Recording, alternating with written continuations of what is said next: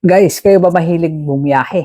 Tapos kailangan nyo ng malalagyan ng inyong pagkain, ayan, na kailangan laging malamig, tubig, soft drinks, ganyan.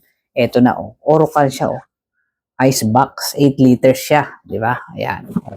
Kulay blue to, guys. 8 liters to, pero meron din niya sa basket 5 liters. Okay, different color. May kulay red din siya. Tingnan nyo, oh. Napaka-importante ito. Halimbawa, uuwi kayo na probinsya, di ba? Tapos may mga bibilihin kayo doon na gusto nyo iuwi dito sa Manila. So, kailangan nyo ng cooler o ice box, di ba? Maganda na ito. Magandang quality, Orocan yan. Tingnan nyo. Oh, pag open nyo siya, guys, oh. May pre na siyang scoop upang ano ng ice, oh, di ba? Okay, ito na yung loob. Duwag din, di ba? 8 liters. Pwede na to, di ba? O, nagagamit ito talaga pag travel kayo, ganyan. Di ba? Di ba? Sa halagang 400 plus pesos, meron ka ng Orocan na cooler. O, di ba? Ayan, napakaganda na ito. Di ba? Kailangan niyo ito. O, ayan. O. Di ba? Kung mahilig kayo mag-travel, o, kailangan lagi kayo magdala ng cooler.